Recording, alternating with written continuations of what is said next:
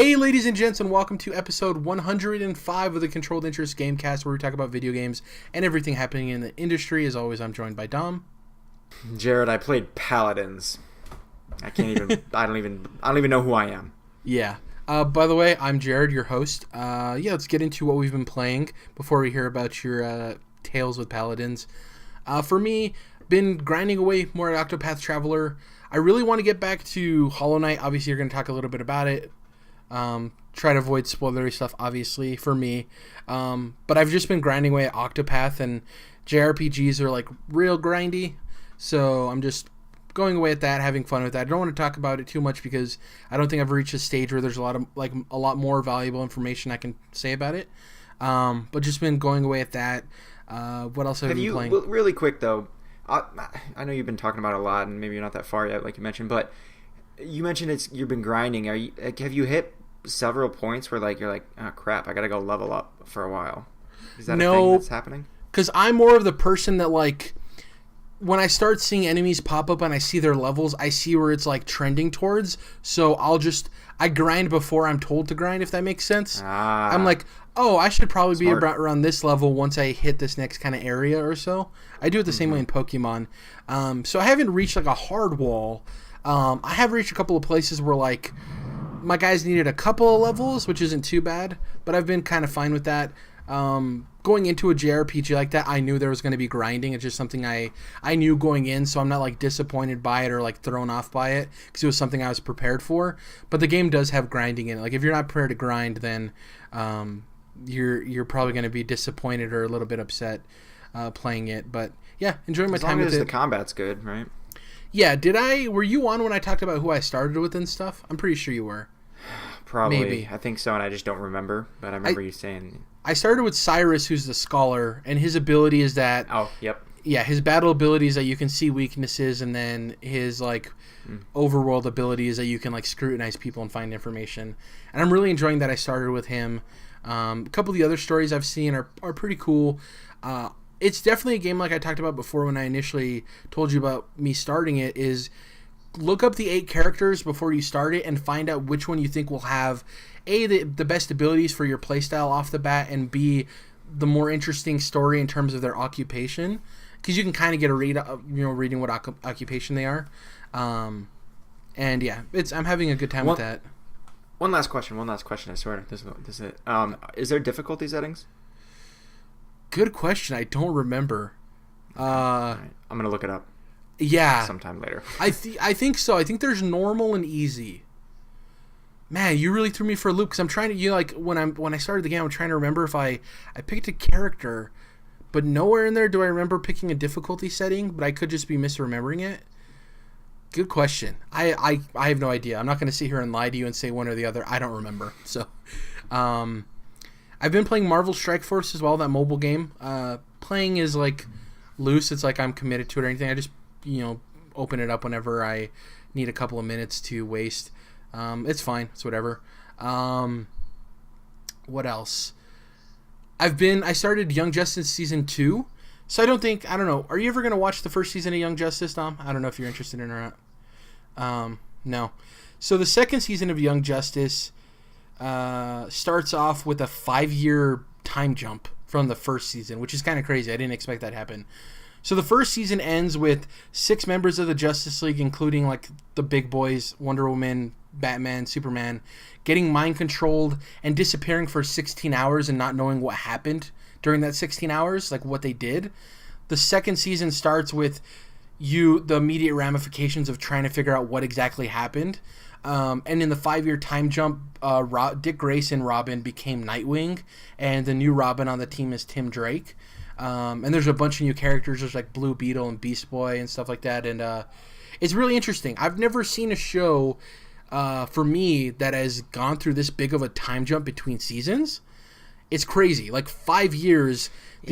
All these kids went from being like between 13 and 16 to like in their 20s, 18 to like 20s. That's almost a new show. Like, yeah, most of the characters from the first season are either in the Justice League or we don't know where they are, and there's like episodes that showcase what's happened to them since. And the majority of the team now is new members, but they have a lot of cool ties. So I don't want to go on this too long, but in the first season, this kid gets hurt that lives on an animal reservation, and him and his mom, he gets hurt, and Miss Martian gives him a blood transfusion to save his life. In season 2, that kid is actually Beast Boy, and he gained those powers from getting the blood transfusion from Miss Martian, and it kind of ties into his origin of like, Martians can shapeshift, and because the reason he can shapeshift into animals is because he grew up on an animal reservation, and it's kind of all he knows. You know what I mean? So he can transform into animals, and his mom dies in like a car wreck with the villain from the first season, and that's why he's now with Young Justice, because he doesn't really have nowhere to go. So they do a good job of like tying in origin stories from the first season that you didn't even know are origin stories, you know? You just thought this dumb kid was getting a blood transfusion, but it ties back. There's a kid that goes to high school with the Young Justice crew in the first season, and you don't really see the high school that much. You maybe see it in like 5 1-minute scenes throughout the entire like 25 episode season. And one of the kids from that first season is now in Young Justice as well, as one of the members. So it's really interesting how everything's tying back to one another. And I'm having a blast with it. It's a really cool show. I was planning to watch 8th Grade, which has been getting like crazy good reviews. Oh, yeah. It's directed by Bo Burnham, who's arguably one of my favorite comedians outside of George Carlin. Yeah, and apparently it's like phenomenal. Like it captures being an 8th grader for people, and it's getting like rave reviews and awards and stuff. So I need to get around to that. But yeah, not a busy week for me. Just pretty much Octopath Traveler and Marvel Strike Force when I got a chance.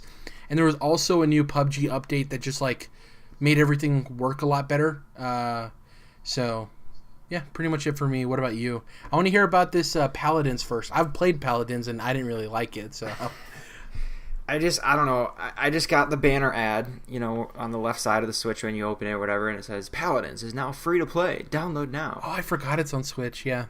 And so I very reluctantly downloaded it. I was like, oh, whatever. Let's see what this is. I only knew of it as like a more colorful kind of, arcade FPS, right? Knockoff Overwatch is what most people call it, unfortunately. Okay, yeah, I could see that. Yeah. I'm not overly familiar with Overwatch either. But anyway, so I downloaded it. I'm like, whatever, I want to see how this is. Because like, I had tried Fortnite on the Switch briefly, and I just couldn't. I just can't do this. I played like one match and just uninstalled. I was like, goodbye. And so this, I thought, well, at least it's a first-person thing, and I want to see how a first-person shooter like works on a Switch. Just a baseline, right? Because I'm kind of interested in like picking up like Doom on Switch one day, or maybe even Wolfenstein. But I thought, I'll just try to download this and see see how it feels to like, especially in handheld mode, to see how it feels to play it, first-person shooter on the Switch. And the answer is not good. It does not feel good at all. The first thing I do is I get into a match, and the sensitivity is extremely low, right? Like your so you're like sensitivity. moving like a robot. Yep. So I go in the settings, crank that bad boy up a few notches, and all of a sudden I'm like, okay, I see why they put it so low. Because I mean, it's on a handheld, it's really tough, and on a small screen, it's tough to aim. When I'm used to playing, even if I go back, like playing Call of Duty, like with really high sensitivity, and Halo as well, I always had to crank it like pretty much usually always to the max that the sensitivity was allowed. So it was fast, right? And that's what I'm used to, but that doesn't work on a handheld at all, because then you're just like zooming all over and it's just way too much. So I had to like meet somewhere in the middle, and it was a little bit better, but ultimately I'm like, it's just not ideal in a handheld mode. Maybe if you did like tabletop mode, it'd be better, but just the small screen, at least for a competitive shooter, I just don't think that Switch is a good place for that. The game itself, I don't know. I played 2 matches. I actually did pretty well. The first match I had a couple kills, only died once or twice. I didn't play enough to like understand any of what was really going on or how most of the mechanics work. I was just running around shooting people. I never picked a game mode. I just said play now, so I don't really know what the deal was with that. But I do know that after each of the matches, like, it was just real in my face about like, you need to buy more. I don't even know what they called it. Buy more gems to get stuff, yeah. And I was just like, yeah, I'm obviously not going to do that. I don't even know what's going on, and I don't know. So yeah, I don't have too much else to say about it. I don't have like a critical impression. It's just something that happened. I couldn't even believe I did it. It wasn't terrible. I mean, It's something. It'll probably do well on the Switch, I imagine. Well, that's funny. Now that you mention that, that's one thing I'll give Fortnite props for, even though I'm not a huge fan of it. I've obviously played it here and there, and then I played it with my friends because some of my friends enjoy it. I've never felt like overtly pressured by the microtransactions in that game. Like, I don't remember ever seeing like buy V-Bucks now, which is like pretty extraordinary for a game that makes billions of dollars based off of like microtransactions. Exactly. So I'll give props to Fortnite for that, because now that you said that with Paladins, I was thinking like, yeah, it's free to play, and then I was thinking of Fortnite. I'm like, yeah, wow, Fortnite never really is in your face about that stuff. So there's a silver lining to a game we don't really like. And I think it's not just as simple as like, well, treat your customer better, and then they'll be more willing to pay for it. And I think it's more strategic than that, and Fortnite just does a better job, because it's like, it's goddamn annoying when they shove it in your face all the time, and it just kind of like turns you off, and you're like, I don't. And props to them for them owning the engine. They make use of it because they put out new skins, and like there's so many cosmetics in that game, right, for Fortnite. So there's your pickaxe, there's your costume, there's your backpack, there's the animation of when you're like your parachute, and then there's the animation for your parachute going to the ground, right? So it's like 4 or 5 things right there that you can monetize. And I think the way it works, I can get corrected if I'm wrong. They have like the premium section of like 4 items that update every 3 days that are like the hot items, right? Like the really, really cool ones. And then they have the ones that like change every day, and it's like some really cool skins or cosmetics, and then a couple of dances or whatever, and that rotates all the time. So there's actually not a shop where you can go and buy literally any skin you want or any like cosmetic. You have to wait for it to come up in the rotation, which makes it so it's not as predatory, right? Because it's like, it's not saying like, here's a whole shop full of things. I'm saying this from a business perspective.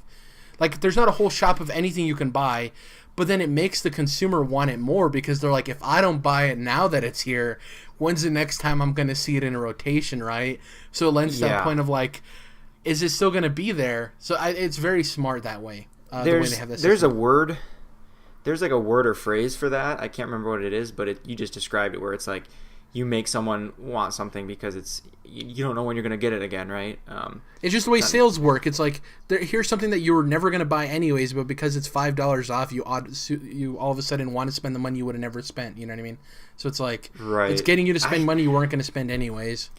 And I personally, I hate that shit. Here's a flashback, and we're spending our time here in this segment, but that's all right. Back to like RuneScape days. I remember.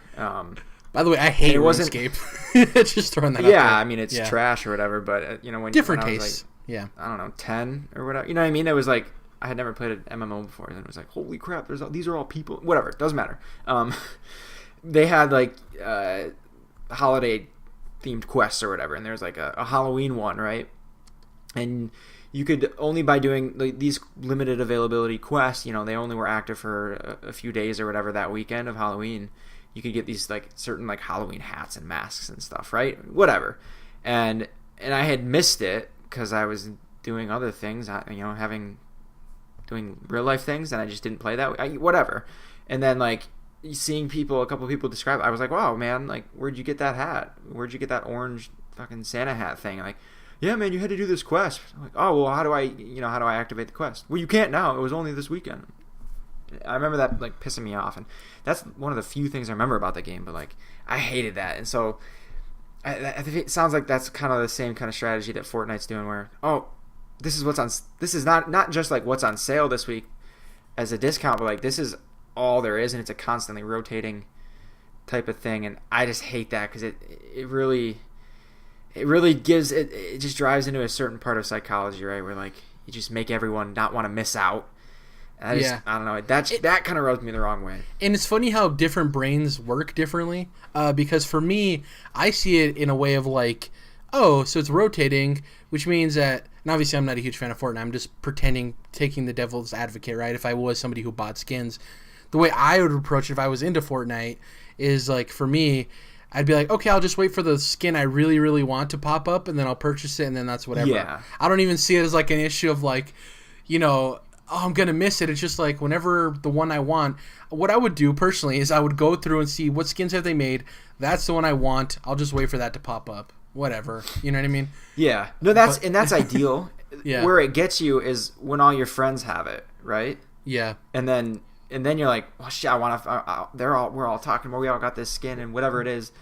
And then like you want it too, just to be a part of the group or whatever. But that also goes into how much you personally are pressured by peer pressure, right? So like right. people are affected by it differently. Like obviously, there's some people who are really affected by that because they want to fit in socially. For me, I'm just one of those people. I've never cared about peer pressure. I've never felt the need to like drink or do drugs or even not even like extreme stuff like that, or like just be pressured to do some dumb shit that kids do. You know, like jump off of a roof of like an 8-foot building or something. 8 foot's a little short, you know what I mean? But like just do dumb shit as kids. I've never been pressured to. I'm just like, no, I'm not going to be stupid.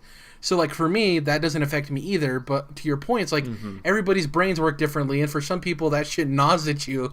You know what I mean? So I completely understand why it would be bothersome. That's what they're counting on, right? They're weaponizing peer pressure for sales, which is freaking genius. They don't care about me buying stuff. I'm not their target audience.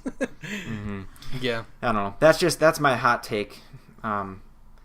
They get away with something like that because they're not doing it the more obvious kind of way of shoving it in your face, like you need to buy this, you need 50 crystals for $10, and you know what I mean, constantly in your face. It's a more subtle kind of system, which is obviously it's working real darn well for them. So before you get into what else you've been playing, the other thing I wanted to mention is earlier we were talking about the sensitivity for paladins, right? And that's another thing, dude, that like obviously we've talked about both of us growing up playing like Modern Warfare, the first one, Call of Duty 4, and I was pretty good at that game. Like I'm usually humble in a lot of things, but if I'm gonna brag about being really good at something, I was like really good at COD 4. Me too, man. It's a game we played so much, why wouldn't we be good at it, right? And I used to be called like the world's slowest ninja because in almost every shooter, obviously there's cases where it's different, I usually go default sensitivity 1 lower, and for some reason that works for me. I don't know why. I know I'm a lot slower than other people, but for me, I don't know if it's my reaction speed or something like that, but it just feels better for me, and I've always been made fun of for that because I'm usually at the top of the charts in terms of like kill KD and stuff like that, but my sensitivity is so low, and all the friends I've ever played with are like you, crank it up to max or like just below max, and I'm like, go to default 1 below, and it just works perfectly for me. I don't know why.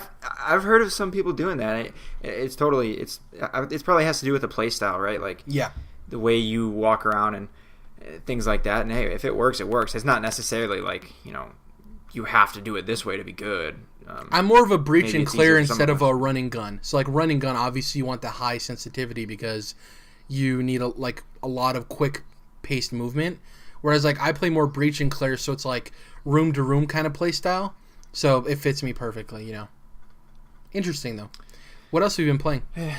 Otherwise, since we last talked, I finally finished Hollow Knight, or at least the game made it a point when the credits rolled to show me that I was only 50% done with the game, apparently, which I was kind of like, all right. And then based on what you told me, we're like, there's a true ending. You got to go back, and I don't even really know what I'm supposed to go back and do. I know I found this little arena area, like this. I want to say it's called Trial of Fools or something. I didn't even mess around with it. Honestly, I'm like, I wasn't motivated to go back at all. Yeah. I guess I said the wrong thing when I said true ending, because to me true ending is like Batman Arkham Knight, where like you need to get all the Riddler trophies and you get this secret scene that like nobody saw, right? For Hollow Knight, it's more of just like extra content. I think a majority of the stuff post game is like DLC they released for free. Maybe not free, but it's free to us because we bought the Switch version, not the PC version at launch. And there's actually another piece of DLC coming out, I think in the next couple of months, that's free to us that already own it. Then I'll definitely hang around for that. Yeah, so like pitching it as true ending, I think I misspoke there and led you to believe something that isn't the case. You might not have even said that. You might have said a different word. I don't remember. Yeah, but it's not necessarily a true ending. It's just like more game, I guess, after you beat it, Hence the point of like 50% completion, stuff like that. And who knows what plays into that percentage? Is it just bosses you kill? Is it items you haven't bought yet? Like what goes into that percentage, specifically? So if I were to go back, is it like there's not like new areas, right, that I missed or things like that? From what I've read, because obviously I haven't been in the game yet, I'm behind you, but I've read a lot about Hollow Knight. And from what I've read, there are some new areas. But some of it is like an area you already knew with a new entrance or a new area or something like that. Okay. Yeah, kind of like slight differences and stuff like that. So I know obviously you don't know how you feel about going and playing more of it afterwards, but like the game that you've played, did you really enjoy your time with it? Because it sounds like you did, and B, in the world of Game of the Year, obviously I know you're super high on God of War, but say, not counting God of War, would you say this is up there for you for Game of the Year? Yeah, well, I mean, it's kind of this is a tougher conversation for like us to have because I mean, out of games that have come out in 2018, I've played, I don't know, 5. So yeah. So naturally, this is in the top 5. But I mean, even if I had played 10, I would assume that this would still be up there so far, right? Yeah, it's not God of War. I had some issues along the way with. I mentioned it a few weeks ago with. We talked about it, yeah. Yeah, some of the progression, but then even later on, I kind of I hit a certain point where I didn't really need to go and get more charms or whatever. I had a couple, and I never felt I needed to go back and find more and do those or whatever. And I upgraded my nail a few times. I was like, I'm good with this. So the last probably quarter of the game, I think, I was just riding out with the same gear and the same moves or whatever. And I know there's at least a few spells I didn't get either. I wouldn't say it's a bad thing though. I mean, it's no, yeah. It's not a bad thing. It eventually became a thing of like. I'm just rolling with this stuff. Yeah. And I'm learning how to play with this, and I don't really. Only one point did one boss get me to a point where like maybe I need to go and find some different charms, but I'm like, these charms are really well optimized to beat this boss. I'm like, I had just gotten a new health container or whatever. I'm like, I'm not gonna go find 3 more of those things. They're fucking impossible to find. That's a journey to upgrade a whole health nugget or whatever they call this. You know what I mean? Yeah. So I was like, I'm just not gonna put in the work to go upgrade my guy anymore. I'm like, I'm just gonna keep rolling. But overall, no, I really liked it. The final boss was fantastic. It was a really good fight. But then what he does, you said you haven't gotten there yet? Yeah. Okay, I won't spoil it entirely though, but it's a really cool thing they do. Not just like it's more than it's just a fun fight, but like how the boss behaves is really interesting. That's all I'll say. So I don't want to ruin it. It's pretty cool. You'll notice. Yeah. And then it plays in a little bit into the fight itself. Again, I won't say too much. I'll let you finish it because it was pretty cool. And when it was happening, I was like, oh man, it's just interesting. I don't think I've ever played a game that. I probably have. I'm sure there's other games that have done this, but I just gotta stop talking about it, and we'll talk about it again later. Yeah. But yeah, and the ending was, it was kind of the kind of ending you expect out of this game. Very very Dark Souls-y kind of thing. But yeah, I didn't get too deep into a lot of the lore. I just kind of was at the surface level stuff. But it was interesting enough. So yeah, no, it was a really cool game. I think it was fun. It was perfect on Switch. It controls really well. They're really tight. It reminds me a lot of Shovel Knight, but more actiony and with its own unique kind of vibe and atmosphere. With combat that's, like I said, more actiony, kind of like Bloodborne. I don't know. It was a really cool game, very unique, and well worth the $15 it cost. Like, holy shit! Yeah, I would have paid $30 for it. And now you just mentioned there's DLC that's potentially free. So I don't know. Awesome game. I definitely recommend it. So Hollow Knight's cool. The crazy thing is, especially the Game of the Year. First off, it's going to be in Game of the Year conversations. I know people are like, "What, it came out on PC last year? It released on console this year," and that's for our specific podcast. That's kind of what matters to us, Yeah. So it's whatever. Right. Anyways, I think God of War will probably be in my Game of the Year discussion. I don't know how high it'll be, but when I get a PlayStation, I get around to playing it. I think it'll be up there in some part, somewhere. But man, Hollow Knight is incredible, and then Celeste, which a lot of people forget about early in the year. I loved Celeste so much. The game is so good. And then, I think Red Dead for me will be a contender. And then Spider-Man. There's a lot of games coming. Octopath is weird for me because it's a game I'm enjoying, but I don't know if I love it or if I think it's, great. You know what I mean? For right now, it feels like comfort food or, junk food. You know what I mean? So I don't know where it's going to land at. I don't think it's bad by any means. I just don't see, the greatness in it, and partially that could be because I'm not a huge JRPG guy, so it's hard for me to find extreme value in those type of games. what makes a great JRPG from like a okay JRPG or whatever. It's just something I'm not super experienced in. Haven't played all 15 Final Fantasies. Yeah. Is it like maybe, you know what I was thinking? Like it's a phenomenal Switch game, but in the scope of all games, it's just a great game, which still great, but not but as a Switch game, it's even better. I feel like. Yeah. So I get. The thing is that like I would recommend Hollow Knight and Celeste to like any of my friends if they ask me what's a great game under $20, right? And obviously Octopath Traveler is like 60, which is another huge problem, but that has nothing to do with the quality of the game. But like Octopath is super niche, you know what I mean? And right. it's really good at the stuff it does for its genre, but it's weird. Like I guess I agree with you. It's a phenomenal Switch game, but if you hold it up to like just games in general, it's okay. It's like good. Well, I mean, would you have bought this on Xbox? Very good question. Yeah. If it was $60 on Xbox, I probably wouldn't have bought it. Right. If this released on Xbox the same day, so if this released on Xbox instead of releasing on Switch the same day it released, I would have bought Captain Toad instead. There you go. I mean, that kind of was my point. Where like, I'm still borderline. I might wait if it goes on sale, even like $5 or $10. Then I'll probably grab it. Just because I'm actually not looking for something on Switch. I mean, I downloaded goddamn Paladins anyway. So I still might grab Octopath at some point here. But yeah, if it wasn't on Switch, it was only on like Xbox or PlayStation, I probably wouldn't really consider it very much. I have another thing for you real quick before I hop into news. Would you consider the Mega Man X collection?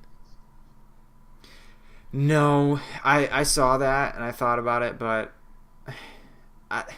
here's the thing. Let me say something real quick.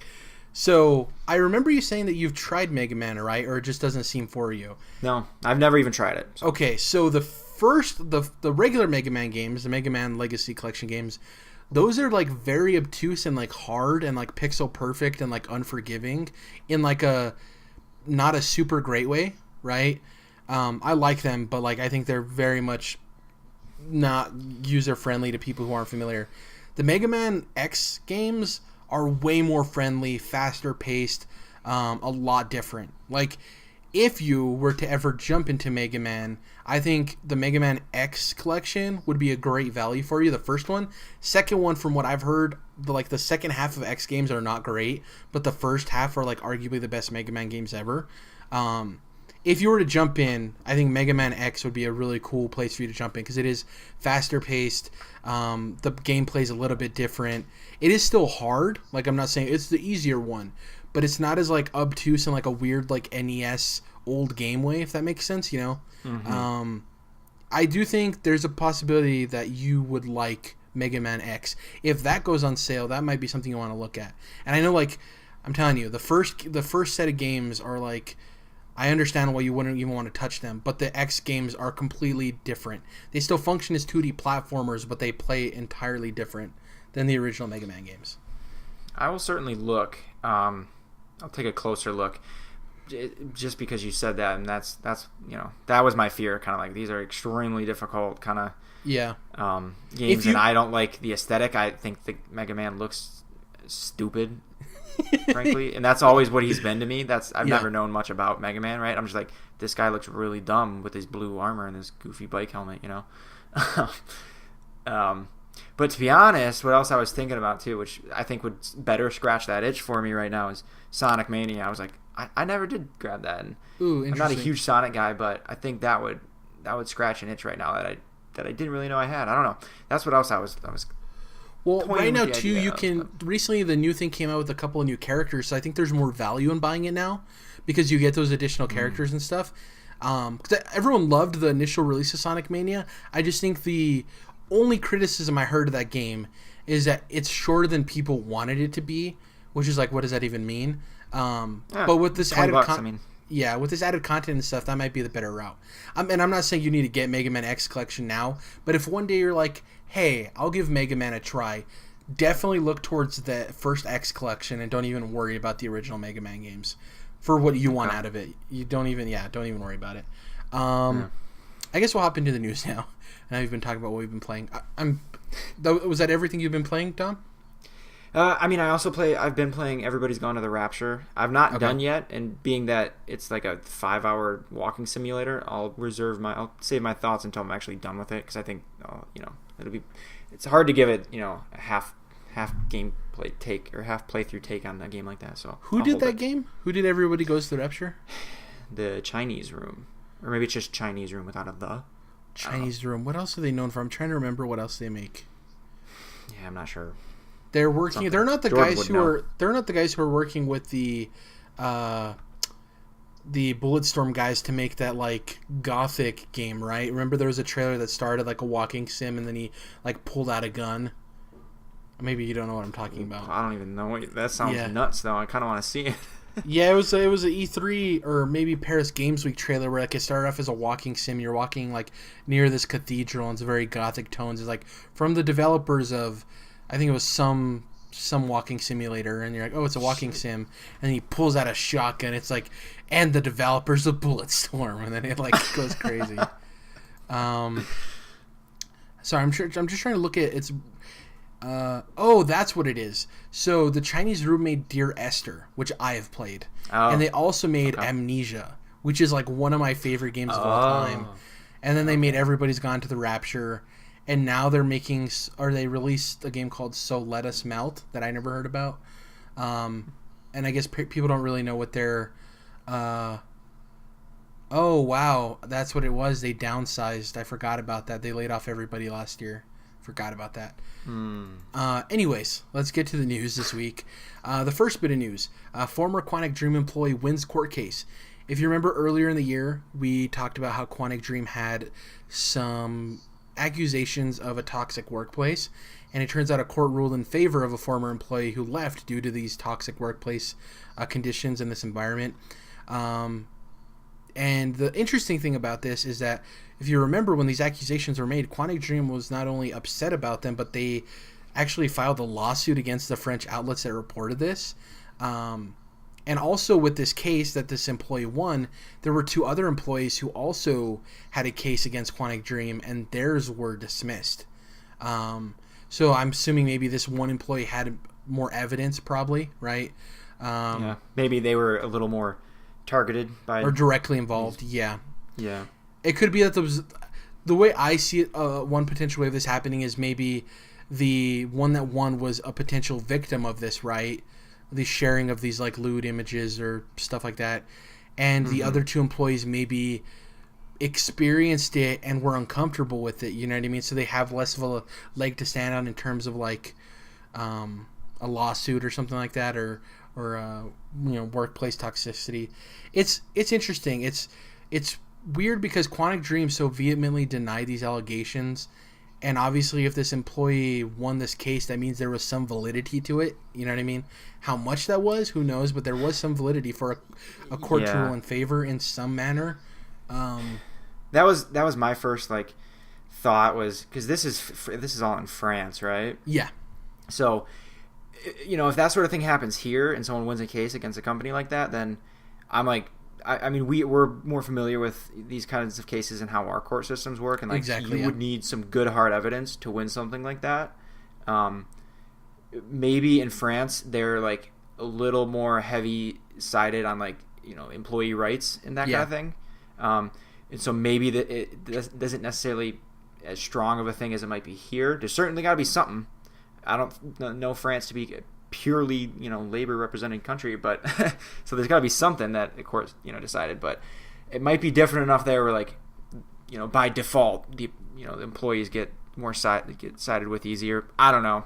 I don't want to speak ignorantly, but yeah, that was it my is something first to think about though, right? know. Like culturally and sociologically, you have to think about like this court case isn't taking place in the United States. You have to think about how representation and lawsuits and like you said with employees and how they view that, the employee versus company kind of standpoint, like a lot of that is different in a lot of other countries, so you kind of have to put that into your mind of like how much evidence is needed to win a case.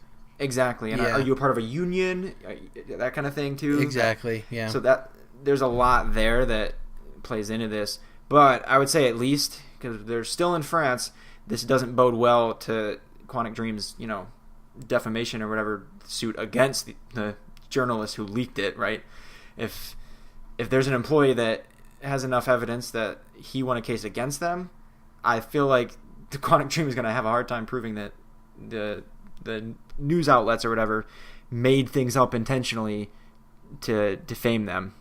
So I don't see that going well for Quantic Dream. But the crazy thing too is you can, as a company, you can get really defensive if you develop a culture that seems fine, but as you bring in new employees, they come to realize that it's actually toxic. Sure. You know what I mean? So you get so used to this certain type of workplace environment for the longest time that you see nothing wrong with it, but then somebody comes in and to you they're being maybe a little sensitive or they don't understand, but in reality it is a toxic workplace, you know, and you've just grown accustomed to it. So that stuff's really interesting. No, this is worth pointing out as a story, because I mean, up until this point, it would be hard to not stand in the middle and be like, well, he says this and he says that. I don't know, right? But now there's at least an indication of some formal kind of court system agreed with one of the sides, right, to at least some extent. So now I'm kind of like, I don't know, guys, Quantic Dream, maybe you guys got some weird stuff going on there. Now I'm like, you know what I mean? Not that it matters if I take a side or not, but just... Well, and this is also going to have ramifications for game developer unions, because that's a big thing now. You said who knows if they're a part of a union. 90% sure they probably weren't, considering the game industry isn't really involved with unions, right? True. But this is going to be something that could potentially be brought up in those discussions of like, hey, this is a reason we may need a union because this employee, what if they didn't win this case? What about these two other employees that their case was dismissed? You know what I mean? It could have gone different if there was a union in place. Who knows? Yeah. The country thing plays into that too. Exactly. There's a leverage there to use this for either side of that argument in terms of game developer union. So this is a very important story for not only Quantic Dream, but like we said, the industry and how things shape up. And yeah, it's gonna be interesting to see how all this plays out. Like, do we hear about the defamation lawsuit and where that stands? Like, does that get dropped because of this? Like you said, one of the employees that their case was dismissed is actually appealing it. So who's to say if their appeal is heard? And then it becomes two employees who are found correct, and that changes things. Yeah. I wonder if, I'm not too familiar if Quantic Dream is publicly traded, like if they're owned by somebody, but I wonder if things get bad enough if David Cage would be like removed, because he is seen as a leader of that studio, you know what I mean? So like to change workplace environment, who knows? We'll see what happens in the coming months, but it's interesting to see something play out because we're used to the United States judicial system, which we could go 2 years without ever hearing about what happens in a case. So this one's actually a little bit speedier than what we're used to. But we'll see what happens. On a brighter note, Playground Games, obviously the people behind the Forza Horizon series, Tomas Franzese over at DualShockers basically talked about how they're hiring a bunch of staff for their new open world action RPG that a lot of people believe is going to be the either reboot to Fable or Fable 4. And I want to talk about these hirings, Dom, because they're pretty substantial, and we'll talk about what this means for them afterwards. But Playground Games has hired several new staff members from studios like BioWare, Rocksteady, Ninja Theory, Motive, and Guerrilla Games. They've been hired for their new Leamington Spa studio, which is working on the unannounced open-world action RPG. The new hires include environment artists Scott Brown and Noel Lucasewicz from EA, who worked on Star Wars Battlefront 2 and the Mass Effect franchise, Rocksteady's lead scriptwriter Martin Lancaster, as well as principal animator Chris Goodwell and QA lead technician Rob Dendecker from Ninja Theory. So that's interesting because that's two people from a Microsoft-owned studio going to another studio. Because obviously, remember, now Microsoft owns both Playground and Ninja Theory. And the last one is really interesting. Joe McKernan, who's a lead UI artist, left Playground Games to work at Guerrilla and Bungie, and now is coming back to Playground Games. Which is, you see the thing there. He worked at a racing game studio, probably wanted to work on RPGs and other types of games, left to go work at Guerrilla, then left to go work at Bungie, and now he comes full circle, and he's like, oh, you guys are making an RPG now, I'll come back, you know, which is really cool. The last thing I want to talk about before we go into these specific hires is the studio director, Gavin Rayburn, is now very optimistic no wonder why. He says, "I'm really pleased with the quality of team we're building here at Playground.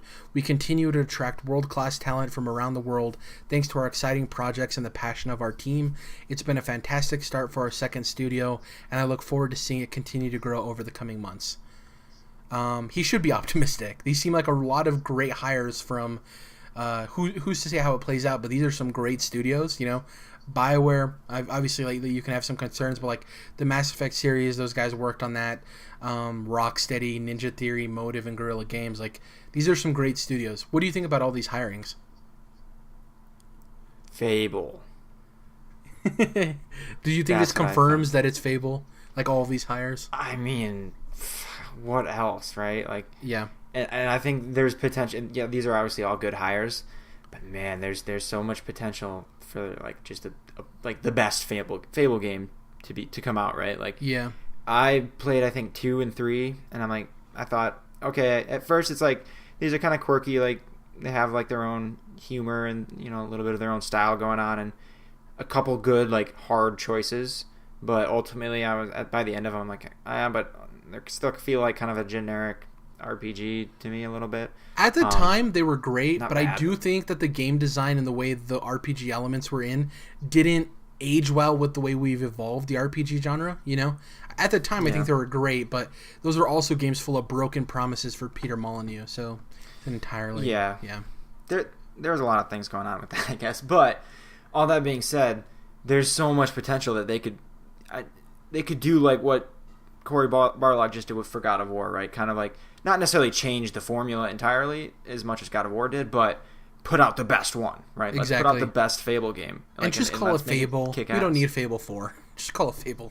Yeah, definitely not Fable 4. I would bet it's either Fable or Fable : subtitle, right? Yeah. Whatever it is, definitely the word Fable would be in there. They can't lose that. And they own that IP, and it's been dormant for long enough that, putting it back out in a big way, I think that would prove to be valuable for Microsoft. But there's so much there. They could make it. I start to see the pieces like just like really focus in on like the choices and the story and things like that. I think they could make a great game. And maybe I don't know. This is why I don't want to get too into like what my ideas would be. Yeah. I just want to let them work on this, and then let's let them surprise us, and let's see what they got. Well, the interesting thing is, so like environmental artists from EA, right? Mass Effect and Star Wars Battlefront 2. Say what you will about like the microtransactions in Battlefront 2, those environments are awesome. Like they're really beautiful. Yeah. Rocksteady's lead script writer. Now, I'm unsure if this means dialogue script writing or if this means code script writing. Either way, like I enjoy the stories in the Arkham games. I haven't beaten Arkham Knight, but I've played them, and the coding, so you're thinking about like the battle systems, like right, like the fighting system, the combo system, or like the way Batman moves and stuff. All of that's great. So depending on what the script writer means here, I'm interested in that as well. Animator for Ninja Theory, people applauded the way the animation was handled in Hellblade. Are you kidding? Oh man. Yeah. A UI artist who worked for both Bungie and Guerrilla. I mean, I always loved the Halo's UI, and from what I've seen from Horizon Zero Dawn, the UI looked really great there as well. So like these, it was actually kind of like they gave you options to like turn some of it off, but yeah. By default it was like, holy crap, there's so much on the screen. But that's but that's also part of the design, though, giving the player the option to turn that stuff off. True. Like that's taken for granted. Yeah. And I was strictly talking HUD, I guess. UI is more than that, right? Yeah, it's all the menus and all that stuff, yeah. So, like, these are some great hires. Like you, I think this pretty much means, like, yeah, it's Fable, dude. I do think people are like, oh, they're hiring these people now. This means this game's so far away. I don't think so. They could have gone through a lot of pre-production and stuff. I do think this game's probably like 3 or 4 years away, but people are like, they're barely starting now. That's not how game development works. I think they've probably been in pre-production for a while, and they're gearing up, and that's why they're bringing on all these people, because they're like, oh, okay, we need to like put our nose to the grindstone and actually start this bad boy up.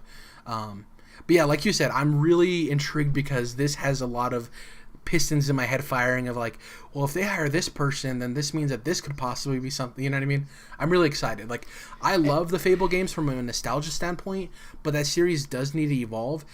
if you ask anybody who's a fan of Fable, the only thing that people say 100% you need to keep this in the series no matter what is the humor. As long as they nail that British humor, that like dry humor, you're 100%. People will fall in love with this game. It's a great game.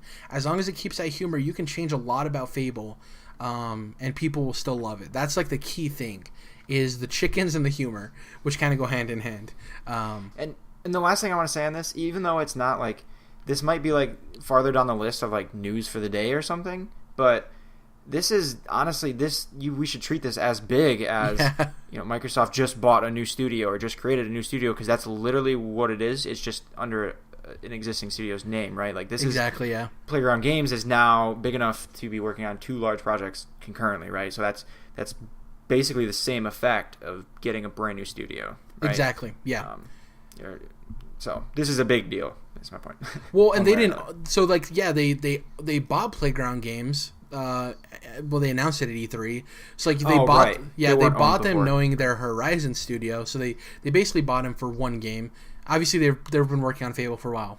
But what I'm saying is they bought them for that series that people knew, and then now they have a second studio, so they essentially got a 2-for-1 in some ways, because they bought one studio but with 2 studios underneath it, It's like you said. Right. And also hiring all of these people, depending on how many people they hire in, it is going to be like a brand new studio, because who knows how many people are coming over from the racing Playground Games over to this, So, and what made me think of that is that No-Clip Bethesda documentary, and at least the way that like Bethesda Game Studios is structured, where like they have like 3 different offices, right? And they're all working on primarily different things. There's a little crossover here and there, but like they each have their own big projects going on. That could very well be 3 separate studios, right? There's some advantages of having it, some collaboration here, but effectively that's different studios all working on things at the same time. There's another thing I want to touch on real quick. It doesn't need to be a conversation, but I just want your best guess. So there's a rumor going around that Xbox is still making major studio acquisitions, which me and you, of course, they're probably going to buy more studios. But according to insiders, one of them is the equivalent to Phil Spencer standing on stage destroying a PS4 with a hammer. Now, the way I take that statement, as like hyperbolic and dramatic as it is that it's a studio that's worked closely with Sony, right? Somebody who's a third party or second party, and basically the equivalent of Phil Spencer smashing a PS4 with a hammer is breaking the hearts of PlayStation 4 because they're taking a studio away from them. That's how I see it. That's the only way I really can see it. So, that being said, my personal best guess for this is my heart wants to say Insomniac, but I don't think that's ever happening. Insomniac has always stated they're a studio that doesn't want to be bought. Ninja Theory said that too, but I don't think Marvel wants to step in the way of the Spider-Man franchise, because I know that'll lend a lot of bad blood, right? If like they step in, they're like, we're getting Insomniac. Oh, Spider-Man 2, you're never getting it. Ha ha ha ha. Obviously they wouldn't act like that, but that would be the repercussions, right? Because Sony owns Spider-Man. Right. Yeah, so I don't think Microsoft would want the bad will of that. The studios that I would love would be From Software, Blue Point, something like that. What's the studio that made The Order 1886? They were brought up too. Yeah, I feel like they're first party. They're not owned by Sony. They're not? Okay. Yeah. Okay. Because they had that weird ball, like animal ball game that was published by GameStop, remember? It was Deformers. It was like these weird like ball animal creatures, and you would bounce into each other. I forgot the name of the studio. I think Waypoint is the likeliest out of all of the studios I can think of, though I don't know if that's likely either, but the From Software one I think would be the shocking one of like, Jesus. But what do you think is most likely?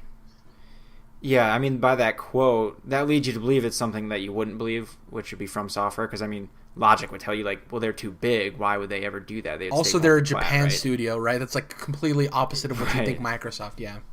Right. So, I mean, all logic would be like, no, that's never going to happen. But given the visualization provided by the quote with the hammer, you know what I mean? That sounds like it would be something to that scale. But I still don't believe it, right? I mean, this is a quote from someone insiders, you know what I mean? I believe the first half that they are acquiring more studios. The second half, I think, is a little hyperbolic. You know what I mean? It's a little dramatic, right? Yeah. I mean, you can't really just go around like buying studios that are buying large studios that are putting out games on all platforms, like that, they would have no reason to do that. The cost would never be worth it, right? You're buying like they're doing, right? Mid-size and smaller studios, or building them, or building new studios up from the ground. That's how you get your own powerful AAA ones, right? Yeah, but they haven't bought a quote-unquote major... Like, Playground Games is major because their games sell really well, but they haven't made a major acquisition, so I could see them doing one. I agree with you that, like, they can't go out and buy all these major studios, but I do think that Phil Spencer and Satya Nadella to be like, we want this person in particular, but they're going to be expensive. I could see them making an agreement for, like, one major one. You know what I mean? As opposed to, like, I don't think they could buy, like, multiples of them. But I still think that we could see a major one. Who knows? It's tough, too, because we assume, and the way I'm taking the quote is, like, it's something closely associated to PS4. But also, this should be taken as it's a third party that you're pulling the thing away from PS4, right? So, like, it could be, like, a Remedy Games or... well, I guess Bungie's owned by Activision, so that doesn't count. But like something like that, right? Like a third party, because then you're pulling them away. That's somebody that's not super closely tied to PlayStation. They're just like with both, and then you pull them away from that. Who knows? People think we may see this announcement at Gamescom. I wouldn't be surprised, but I think they would just rather have this slide under the rug and then hold it for E3, is my assumption. Because you make the bigger splash. They could be owned for a while and then just not talk about it. Though, if it's a publicly traded company, that's going to come out. So you kind of have to like figure out how to do that. Do you remember how the Playground stuff got leaked? How they were buying Playground? The way it happened is that Microsoft has a specific guy, I don't remember his name, but he's known for going and overseeing companies that Microsoft is about to buy. And he was spotted at Playground Games. And people are like... He's there. That's weird. I wonder if they're planning on buying Playground Games. And guess what? They bought them. It's a specific guy that Microsoft has to like. He's really good at adapting company culture and stuff like that. So they have him go to the companies they're acquiring and like kind of get them familiar with the way Microsoft and Xbox works. So yeah, that's really weird how that leaked. I just thought it was an odd story. Let's get to as we're closing down, let's get to these NPD numbers. I'm going to roll through them. There's also some quotes regarding certain hardware and software sales. I'm going to roll through them, and if there's anything you want to specifically talk about, Dom, let me know. So the software top 5 for June.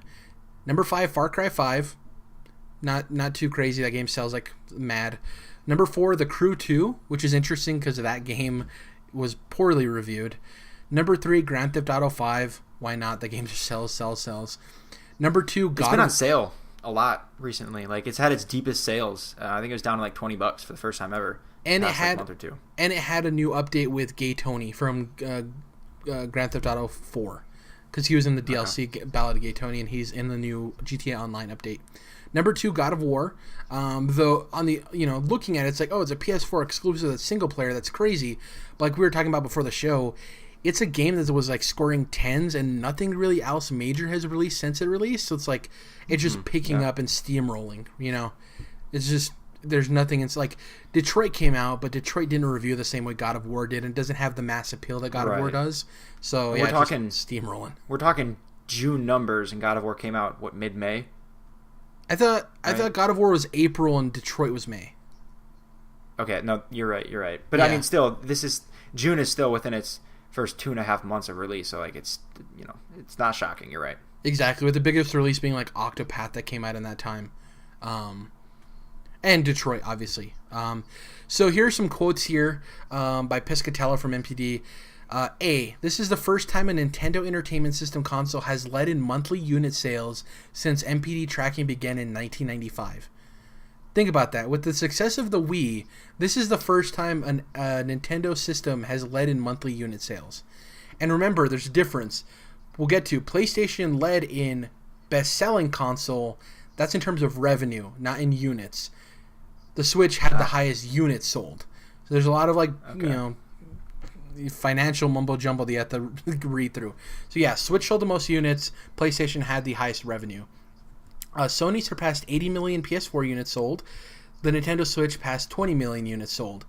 Great for both of them. Awesome. We anticipated PS4 passing 80. Me and you had a discussion of will it pass 100. I'm probably really wrong that it won't. Dude, it's definitely gonna. Yeah. And the Nintendo Switch passing 20 million, we saw that coming too. It's tracking really well. The Nintendo Switch was the only platform that produced software sales growth in June, as opposed to last year's June. That's kind of scary. We've heard the numbers about Fortnite and how sales are up 50% in software, but if you remove Fortnite, they're down 1%. That's kind of crazy.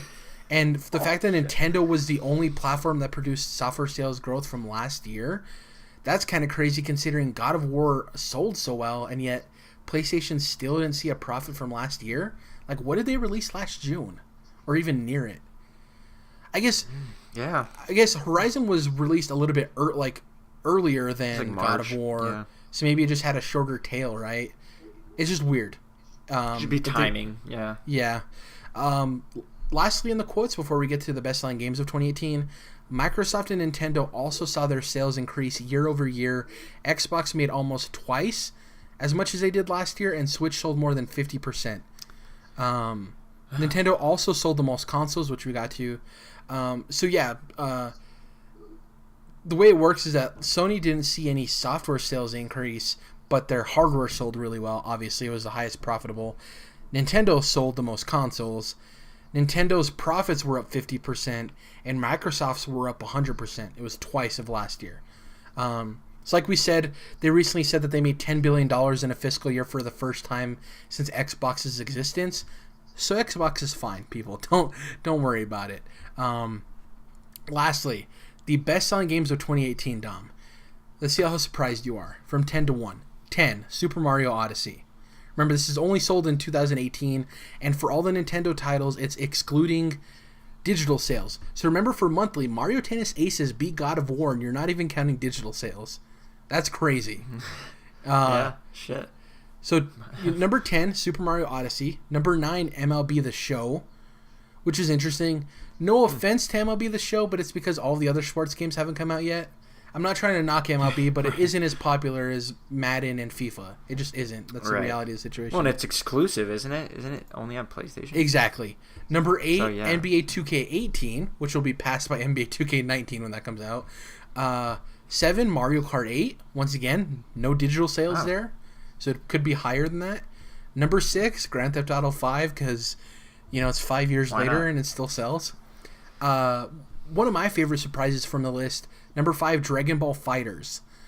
Dragon Ball is one of those things that, I know is popular with people around our age demographic, but you never know if it's a niche popularity, or if it's actually really popular. And to see that this is actually really popular is really cool. The fact that it's a 5th best-selling game. Number 4, Call of Duty World War II. Not a surprise. Call of Duty sells like hotcakes, no matter how much you want to hate it. Another one of my favorite surprises from the list, number 3, Monster Hunter World. We've talked about before. I love seeing that their ability to make their game less obtuse and more general for the Western audience paid off. They took that risk, and Western audiences loved it. I love that game still. I really enjoyed Monster Hunter World, and I'm glad to see it as high as it is. Number 2, we've already talked about it for June, God of War. Tremendous for a single-player exclusive title to be number 2 for the year. I don't know if it'll be in the top 5 by year's end just because of no, I don't think so. Third-party releases. And I'm even willing to bet that Spider-Man sells more than it. Hear me out. God of War will probably be the better game. I think Spider-Man's going to be a good game. I don't know if it'll be a 10. That's hard to match for any game. But Spider-Man is it's the second most profitable superhero behind Batman. Yeah. It is super profitable. So I don't think God of War will be the highest PlayStation exclusive, and I don't know if it'll be top 5. I do hope it does, because I love when games that are really highly reviewed or high in game sold, because that shows hey, you can make quality games that also sell really well. We kind of see that problem with movies where a movie can be really good and flop in the box office, just because of its niche. Off the top of my head, Red Dead, Fallout, Call of Duty, and Battlefield are all going to sell better than God of War this year, easily. Yeah, Super maybe Smash. Not easily, but Smash will... I don't know, Smash... The only thing I want to say is think of the attach rate that Nintendo has. And like if Mario Tennis True. Aces is able to be the top selling game for a month, not including digital sales, you don't think Smash is going to do that? Oh, actually, now that I think about it, It has way less time though. Yeah, too, it comes out in It has December. half a month. Yeah, So I think it'll crack the top that's 10 the only though. thing. I think even though it's out for yeah. that short amount of time, I think it'll crack the top 10. So what did you say? You said Battlefield. You said Fallout. You said Red Dead. Red Dead. Call of Duty. What else comes out this And then fall? It's a big Spider-Man. game. Do you think no Tomb Raider won't sell more than God of War? I don't think. It's third party though, so that one's a tough one. You know, because it's like releasing on everything. I wouldn't think so. But those marketing campaigns are so huge, Dom. Like, not speaking to quality of game or anything, but just thinking about sales. I don't know. God of War is selling so well though. That's a really tough call. If I was a betting man, if you told me to pick black or white, I guess I'd pick God of War to sell more than Tomb Raider. But I guess I wouldn't be surprised. We also didn't account for NBA 2K19 and Madden NFL 19. I think both of those will sell better than God of War as well. Yeah. I'm just looking down the list.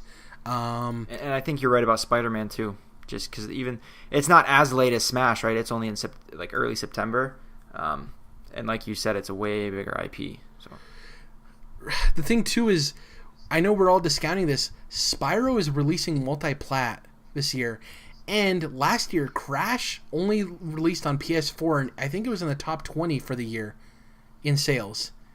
I do think nostalgia could play a heavy factor. I do think Spyro could be in the top 10.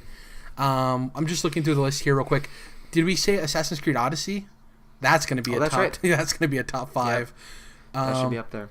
Yeah. Mega Man 11 will be interesting. I think that'll hit top 15 for the year. I don't know if top 10. That game is like previewing really well. It just depends on how much nostalgia fuels people's sales. You already said Red Dead, right? You already said Battlefield. I'm just going through the list. Hitman 2, I think that game will sell well. I don't think it'll be a top seller for the year.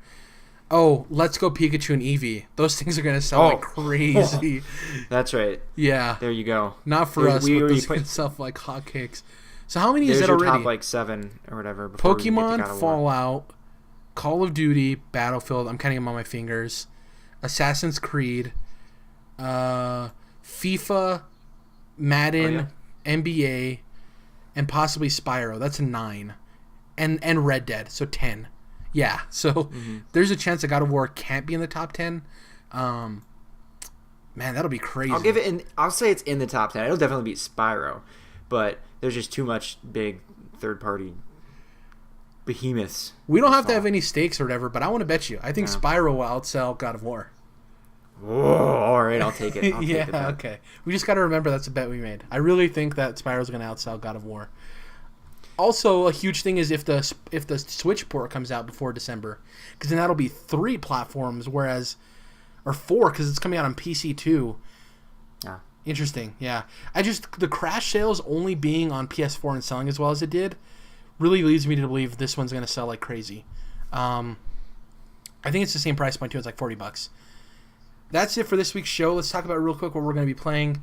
Octopath Traveler for me. I'm going to try to touch Hollow Knight 2. You're talking about finishing. It really makes me jealous. Trying to think of what else.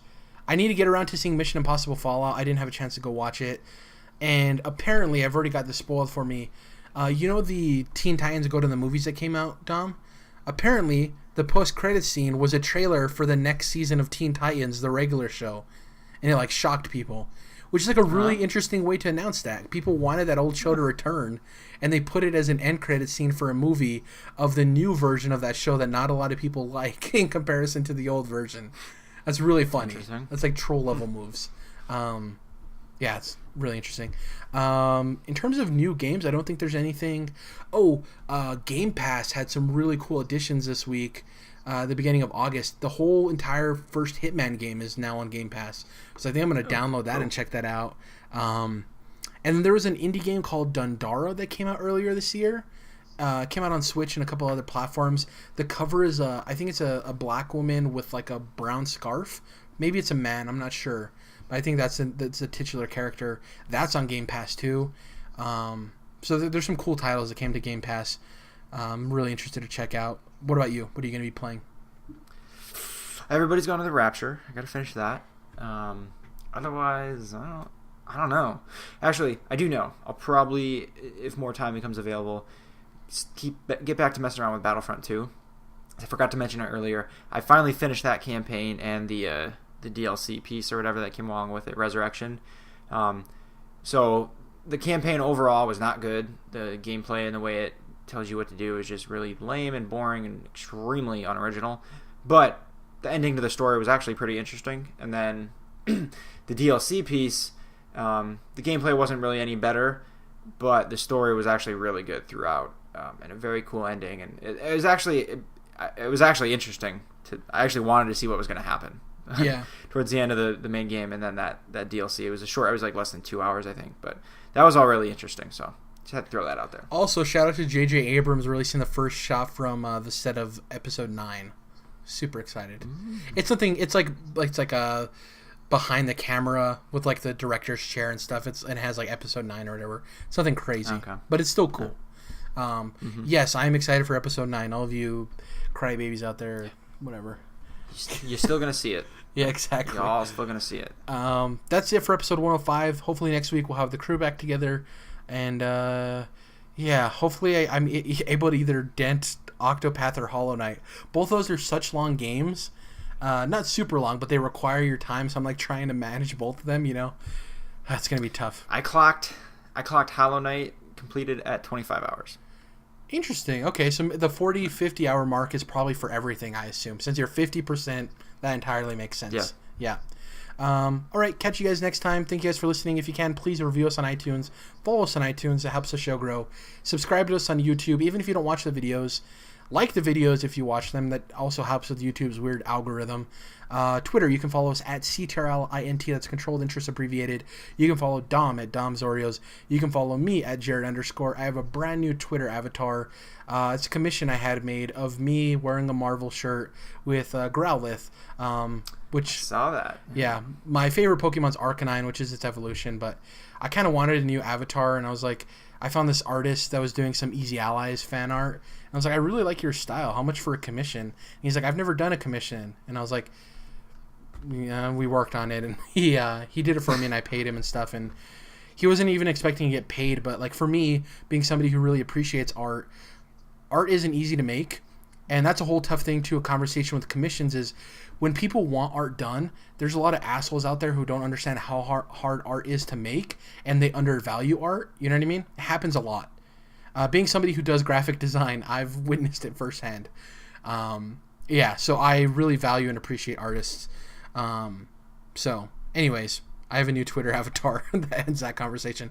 Thank you guys for listening and or watching. We'll catch you guys next week. Have a good week.